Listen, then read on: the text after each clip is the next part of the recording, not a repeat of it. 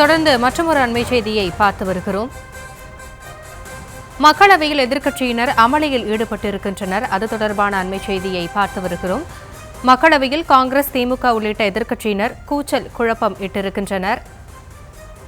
தமிழகத்தை சேர்ந்த 2 பேர் உட்பட 8 எம்பிக்கள் சஸ்பெண்ட் செய்யப்பட்டதற்கு கண்டனம் தெரிவித்து இந்த அமளியில் ஈடுபட்டிருக்கின்றனர். விவரங்களோடு இணைந்திருக்கிறார் ராஜேஷ். தொடர்ந்து இது குறித்தான முழு விவரங்கள், மக்களவையில் என்ன நடக்கிறது? தொடர்ந்து கடும் கூச்சல் குழப்பம் ஏற்பட்டிருக்கக்கூடிய காரணத்தினாலே தற்போது மக்களவை ஒத்திவைக்கப்பட்டிருக்கின்றது. குறிப்பாக 8 எம்பிக்கள் சஸ்பெண்ட் விவகாரத்தை தொடர்ந்துதான் இந்த அமளி ஏற்பட்டிருக்கின்றது.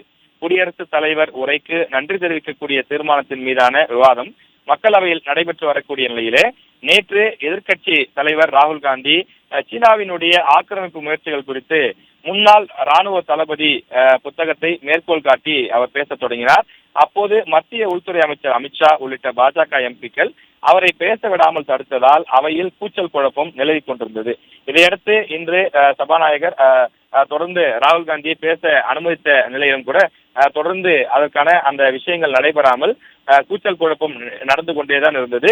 அதனைத் தொடர்ந்துதான் இந்திய கூட்டணியிலே இடம்பெற்றிருக்கக்கூடிய பல்வேறு எம்பிக்கள், குறிப்பாக தமிழ்நாட்டை சேர்ந்த மதுரை சு வெங்கடேசன், அதே போல மாணிக்கம் தாக்கூர் உள்ளிட்ட காங்கிரஸ் கட்சியினுடைய அந்த 8 எம்பிக்கள் தொடர்ந்து இடையூறு ஏற்படுத்தி வந்த காரணத்தினாலே அந்த 8 எம்பிக்களும் நாடாளுமன்ற வளாகத்திலிருந்து வெளியேற்றப்படுவதாக அறிவிக்கப்பட்டது. அது சஸ்பெண்ட் செய்யப்பட்ட காரணத்தினாலே பிறகு அவர்கள் வெளியிலும் அமர்ந்து தர்ணா போராட்டத்தில் ஈடுபட்டார்கள். எனவே இந்த விவகாரம் என்பது ஜனநாயகத்தினுடைய உயிர்நாடியை குலைக்கக்கூடிய செயல் என்று சொல்லி தற்போது மீண்டும் இன்று மக்களவையிலே அது எதிரொலிக்க தொடங்கி இருக்கின்றது. பல்வேறு கட்சிகளுடைய எம்பிக்களும் இது ஜனநாயக பூர்வமற்ற செயல் என்றும் தொடர்ந்து அந்த சஸ்பெண்ட் நடவடிக்கையை ரத்து செய்ய வேண்டும் எனவும் தொடர்ந்து ராகுல் காந்தியினுடைய குற்றச்சாட்டுகளுக்கு பதிலளிக்க வேண்டும் எனவும் தொடர்ந்து குரல் எழுப்பினர்.